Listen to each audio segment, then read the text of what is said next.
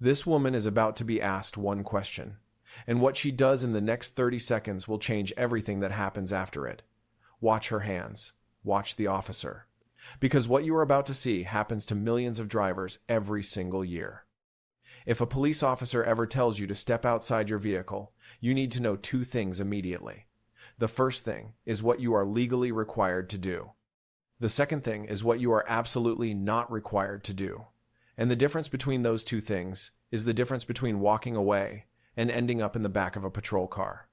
I am Ben, and today we are breaking down exactly what happens when a cop says, "Please step outside," what the law says they can demand, what they cannot do once you are out of that car, and the exact words you need to say at every single step of this interaction.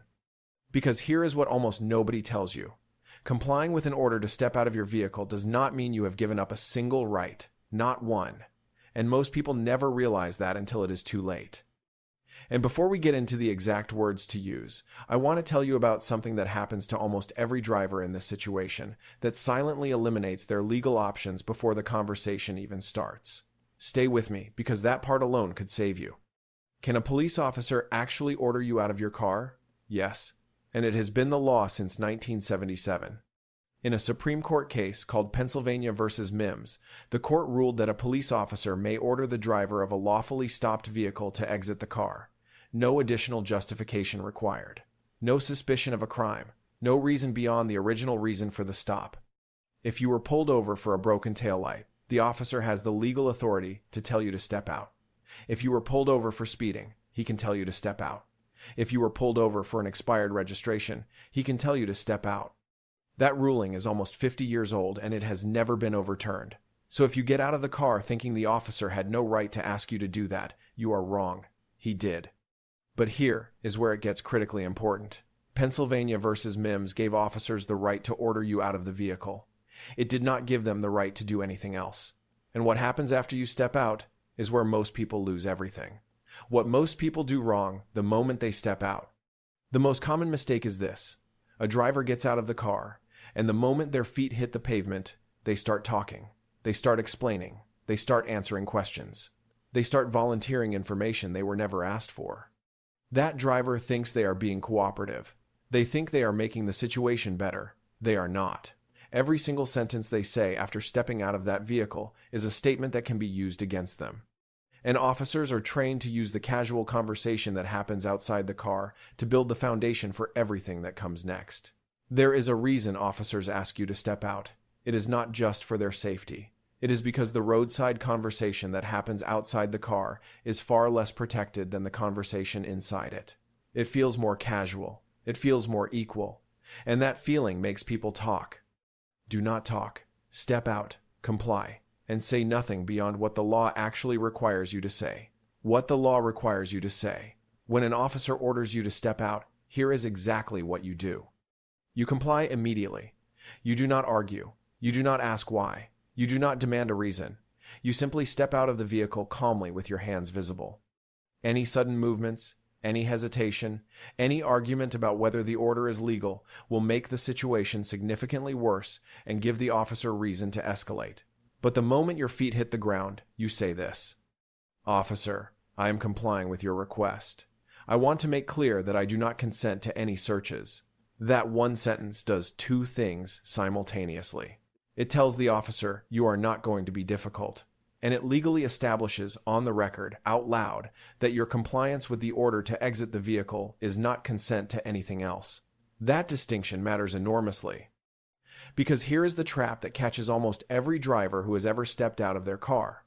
Compliance is not consent. Those are two completely different things. But most officers will behave as though they are the same thing. And most drivers never know the difference. The trap I told you to watch for. Here is what happens in almost every one of these interactions that eliminates a driver's legal options before they realize what has occurred. The driver steps out. The officer says something like, "Let me just check that nothing is going on here." Or he says, "Give me a second and I will get you back on your way." Or he does not say anything at all. He simply walks to the car door and opens it. In each of those scenarios, something critical has happened.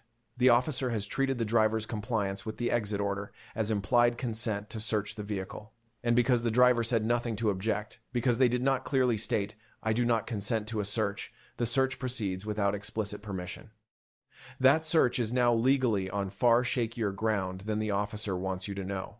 But if it produces anything, the question of whether it was legal becomes a fight you are having in a courtroom instead of on the side of the road. The solution is simple. You say the words out loud before any of that can happen. "Officer, I do not consent to any searches." You say it when you step out. You say it again if he moves toward the vehicle. You say it clearly, and you say it for the record. Your compliance with stepping out cannot legally be interpreted as permission to search your car, but silence can be. And that is the trap. Can they search your car while you are standing outside it? This is the question that trips up almost every driver and almost every online discussion about this topic. The answer is no, not automatically, not without your consent, not without a warrant, not without probable cause. Here is what the law actually says. The order to step outside under Pennsylvania v. Mims gives the officer the right to have you exit the vehicle. It does not give the officer the right to search the vehicle. Those are separate legal questions governed by separate legal standards. To search your vehicle, the officer still needs one of three things: your consent, a warrant, or probable cause to believe the vehicle contains evidence of a crime. You stepping out of the car does not create any of those three things. You being outside the car does not create any of those three things. The moment you are standing outside that vehicle, you still have every right you had when you were sitting inside it. Do not consent to a search. State clearly that you do not consent. And if the officer searches anyway, do not resist. Document everything you can, and call an attorney the same day. What about a pat-down? This is where it gets more complicated and more important. Once you are outside the vehicle, the officer may conduct what is called a Terry stop, or a pat-down of your outer clothing, if he has reasonable, articulable suspicion that you are armed and dangerous. The standard here is not that he thinks you might be suspicious. The standard is specific, articulable facts that suggest you may be carrying a weapon. A hunch does not meet that standard. A general feeling does not meet that standard. However, in practice, officers have wide latitude in what they describe as reasonable, articulable suspicion. And if you physically resist a pat-down, even one you believe is unlawful, you will be facing a much larger legal problem than the original stop. So here is what you do if an officer says he wants to pat you down or check you for weapons. You say clearly, "Officer, I do not consent to being searched. I am not going to resist, but I want to state for the record that I do not consent to this search." Then you comply physically while maintaining the verbal record that you did not give permission. That verbal statement is what your attorney uses later to challenge whether the pat-down had the legal basis it needed. What about passengers? Here is something almost nobody knows. In 1997, the Supreme Court extended the Pennsylvania v. Mims ruling in a case called Maryland v. Wilson. That ruling established that officers may also order passengers out of a vehicle during a lawful traffic stop. Not just the driver. Every single person in that car. So if you are a passenger and an officer tells you to step outside, the same rules apply. You comply. You keep your hands visible. And the moment your feet hit the ground, you say, "Officer, I am complying with your request. I do not consent to any searches." Your rights as a passenger are identical to your rights as a driver in this situation. You do not have to answer questions. You do not have to consent to a search. And you have the right to ask at any point, "Am I being detained or am I free to go?" The question that ends most of these encounters early. There is one question that most drivers never know they are allowed to ask, and it is the single most powerful tool you have once you are standing outside that vehicle. "Officer, am I being detained or am I free to go?" That question forces a legal decision. Either the officer has reasonable suspicion to detain you, in which case he must be able to articulate what it is, or he does not, in which case you are legally free to leave. If the answer is you are free to go, you say thank you, get back in your car, and leave.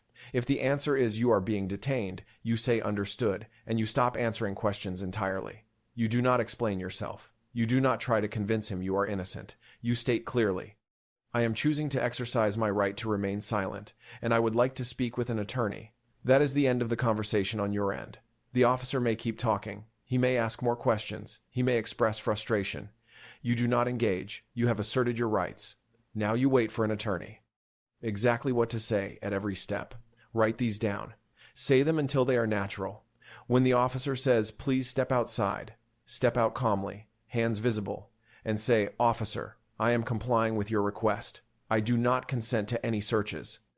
If the officer moves toward your vehicle, say clearly, "Officer, I do not consent to a search of my vehicle." If the officer asks to pat you down, say, "Officer, I do not consent to being searched.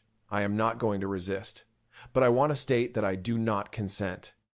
At any point in the interaction, ask, "Officer, am I being detained or am I free to go?" If you are being detained, say, "I am choosing to exercise my right to remain silent. I would like to speak with an attorney." 5 statements. That is the entire interaction. You do not need anything else. You do not need to explain yourself. You do not need to justify anything. 5 statements, and you have protected every right you have. What to do after the stop. The moment the stop ends, whether it ended with you driving away or being arrested, write down everything while it is fresh. The exact time and location, the officer's name and badge number, every question he asked, every statement you made, whether he searched the vehicle, whether he conducted a pat-down, how long the stop lasted from the moment you were pulled over to the moment it ended.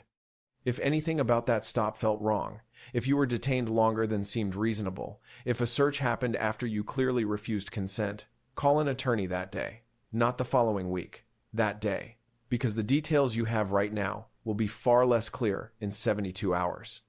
What to do right now. The next time you are in your car, before you pull out of the driveway, say these words out loud once. "Officer, I am complying with your request. I do not consent to any searches." Say it until it sounds natural, until it comes out automatically, until it does not feel uncomfortable in your mouth. Because the side of the road with a flashlight in your face and an officer standing at your door is not the moment to hear these words for the first time. The driver who walks away clean is the driver who already knows exactly what to say before the lights ever come on behind them. Know your rights before you need them.